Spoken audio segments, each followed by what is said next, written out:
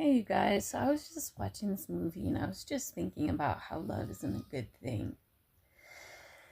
I'm watching this movie called The Undone, and it's kind of like where this whole family tries to go back in time and all these things to change the past, and the grandmother has her inner child locked away. And anyways, it got me thinking about like when was the first time like I felt like love wasn't a good thing. And I remember when my parents were divorced, my sister and I, we would go see my dad in the summer. And every time we would go, my mom would cry and cry and cry.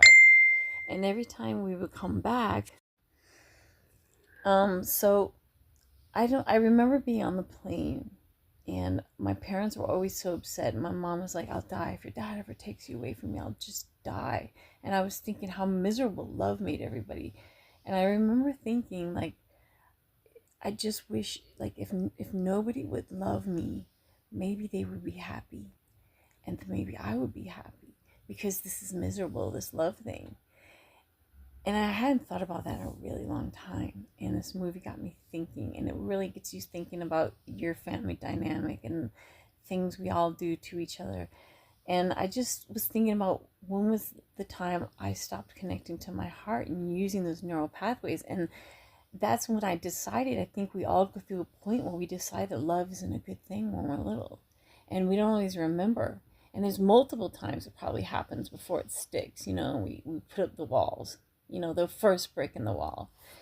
So I don't know, I think, we could like try to like go back and see when it all started for you, and check out the movie Undone. It's really interesting, and I think it's really, really important. Like in my study here that I'm doing about reconnecting to the heart and why we first disconnected. This movie just really brought that up, and I was also watching something about someone teaching kids how to feel things and how to release emotion.